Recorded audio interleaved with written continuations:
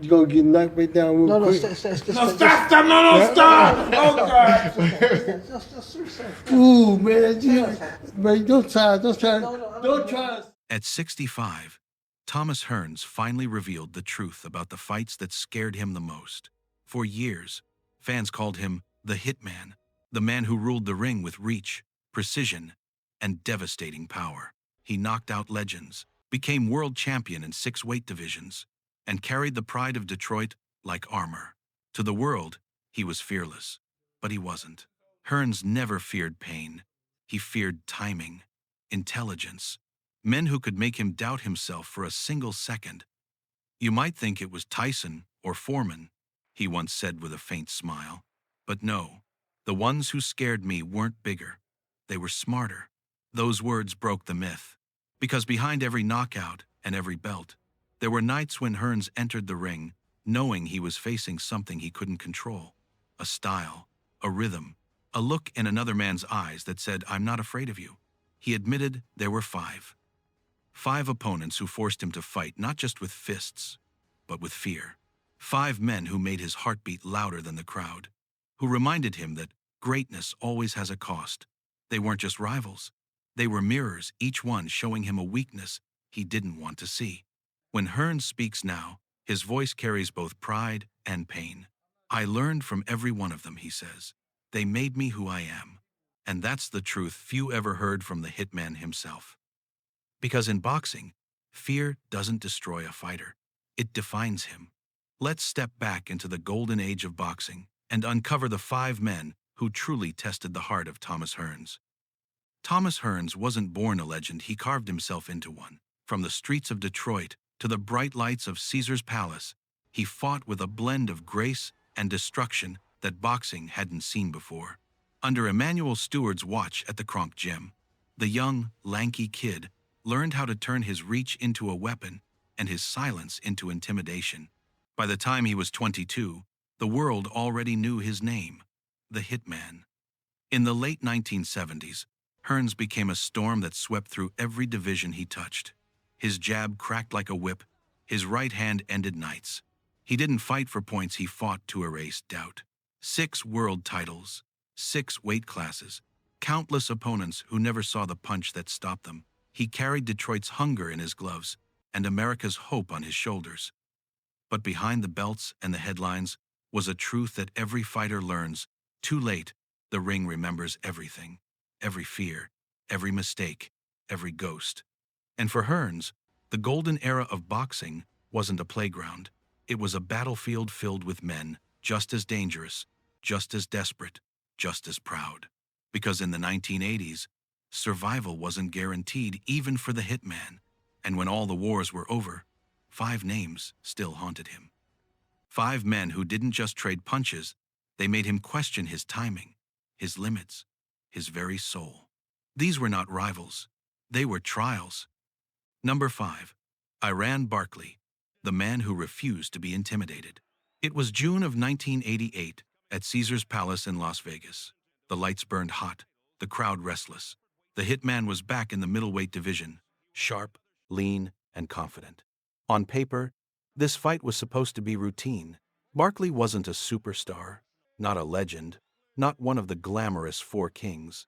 He was tough, yes, but unpolished, unpredictable, and often overlooked. Hearns was expected to dominate. Everyone thought it would be another masterpiece. But Barkley didn't read the script. From the first bell, he moved with a kind of defiance that felt personal. He didn't fear Hearns's reach, didn't blink at his power. When Hearns landed his famous right hand, Barkley took it and kept walking forward. He wasn't faster, he wasn't cleaner, but he had something Hearns didn't expect: pure stubbornness. In the 3rd round, Hearns was in control, dictating pace, cutting angles, painting with precision. Then it happened: one brutal overhand right from Barkley that crashed through Hearns's guard. The Hitman froze for a heartbeat, then crumbled. The arena exploded. Just like that, the unthinkable had happened. It wasn't just a knockout. It was a shockwave.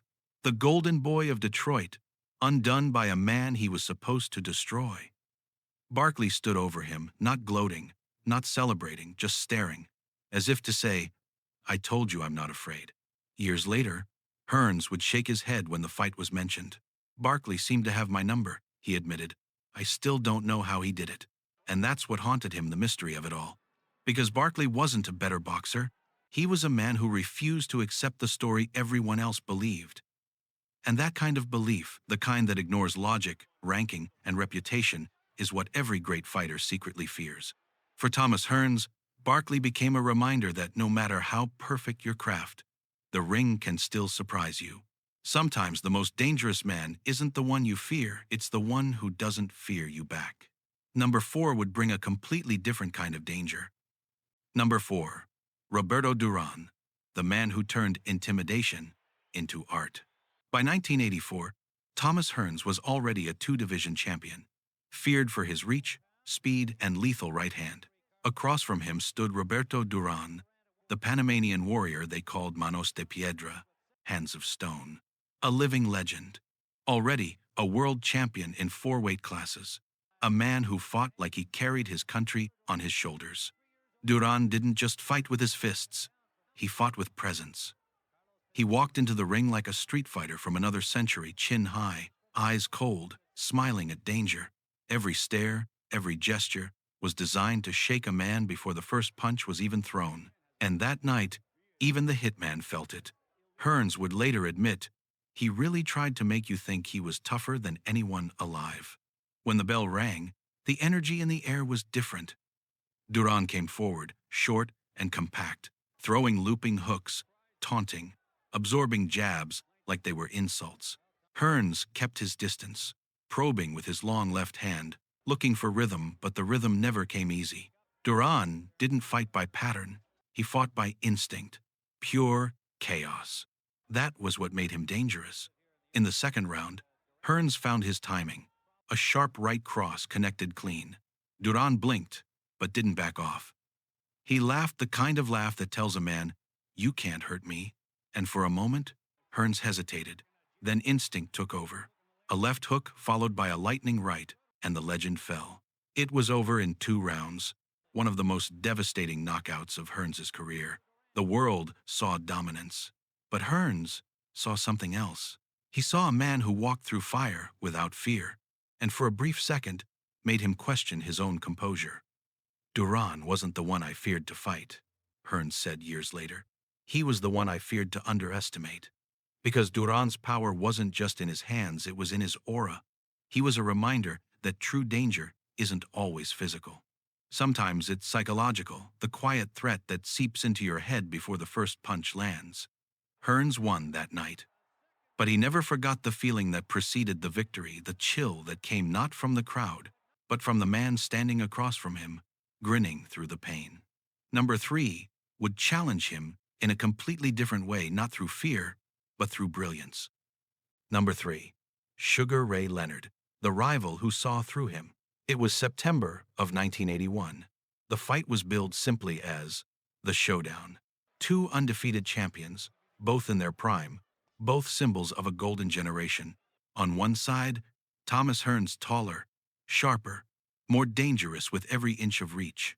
On the other, Sugar Ray Leonard, the Olympic hero, the darling of America, fast, calculating, impossibly calm under pressure. When the bell rang, it wasn't just 2 men fighting. It was 2 versions of perfection colliding. Hearns started like a surgeon, long jabs, perfect distance, slicing through Leonard's defense. For 10 rounds, he was untouchable. Leonard's face was swollen, his rhythm broken. Ringside commentators whispered that the Hitman had done it, that the young man from Detroit was about to take over the world. But Leonard had something Hearns didn't see: patience. In the 11th round, as Hearns danced lightly on his toes, Leonard's expression changed. The hunted became the hunter. Suddenly, the pressure reversed. Leonard cut the distance, slipped the jab, and started landing clean hooks. Hearns' legs wobbled. The golden moment turned dark. In the 13th round, Hearns was trapped on the ropes. Leonard unleashed a storm, 30 unanswered punches. The referee stepped in. The fight was over. The dream was gone. Years later, Hearns would recall that night with a look halfway between pride and regret. I came in light, he said. I should have finished it earlier. He figured me out. That was the part that stung the most. Leonard hadn't beaten him with power. He'd beaten him with rhythm by reading the music of the fight better than Hearns himself. For Hearns, Leonard became the mirror he couldn't escape, the man who reflected his strengths and exposed his weaknesses all at once. He didn't fear Leonard's fists, he feared Leonard's mind. Every time they crossed paths afterward, there was respect. But there was also silence, the silence of two men who knew they had shared something no one else could understand.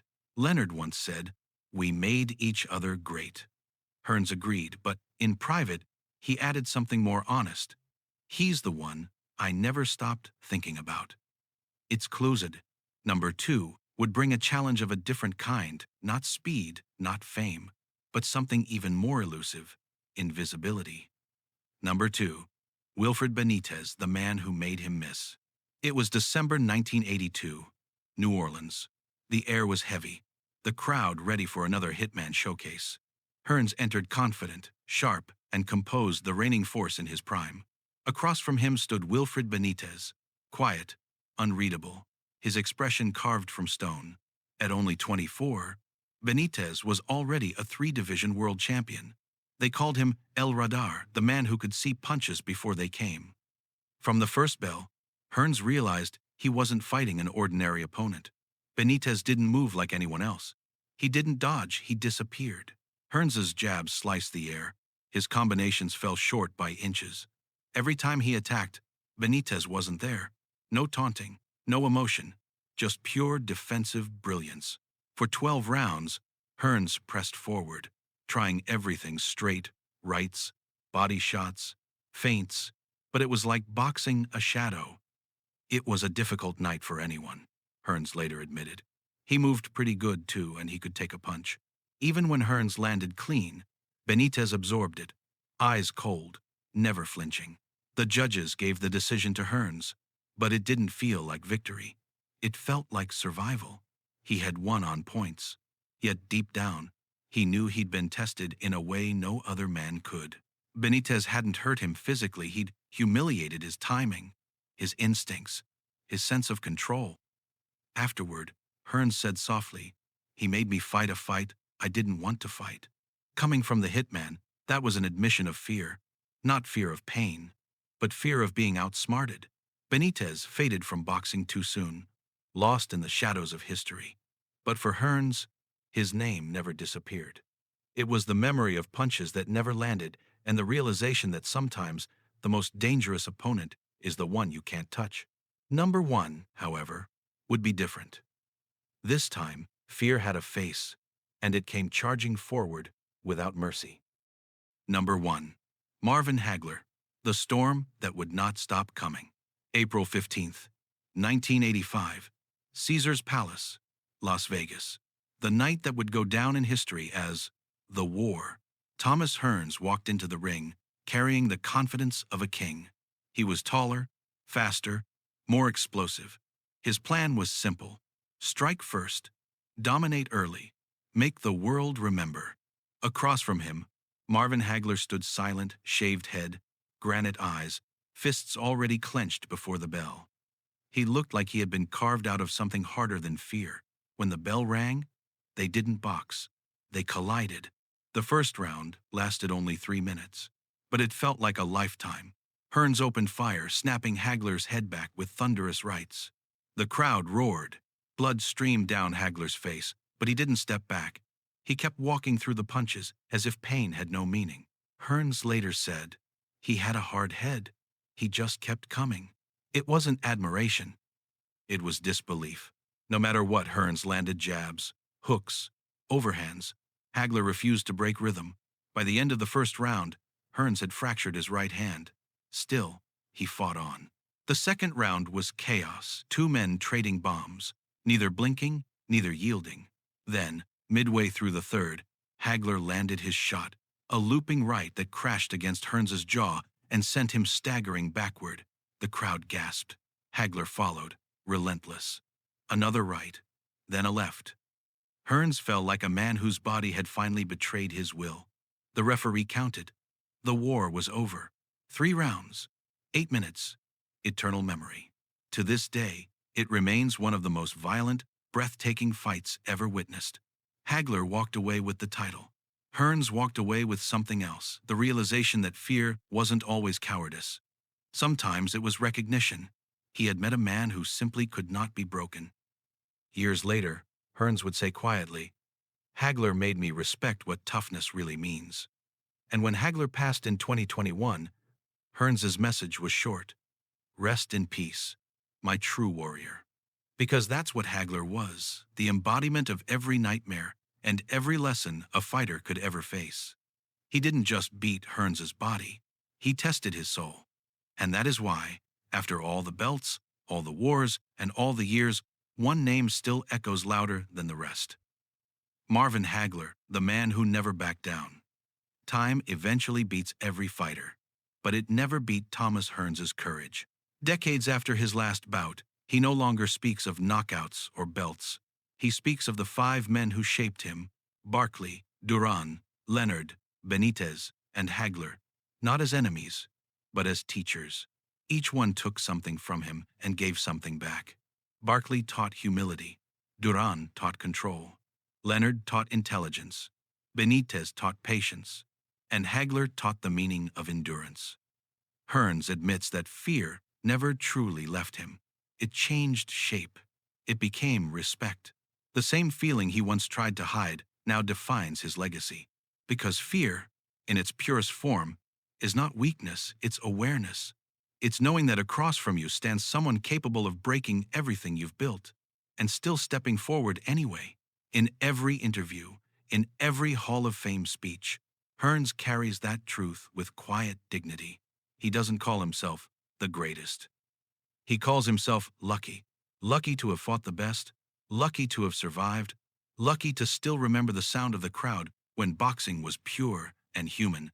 The golden age is gone now, but its ghosts remain in every replay, in every fan's memory, in every fighter who still dares to dream. Thomas Hearns was more than the hitman. He was proof that greatness isn't born from power alone, but from the fear you face and the respect you earn.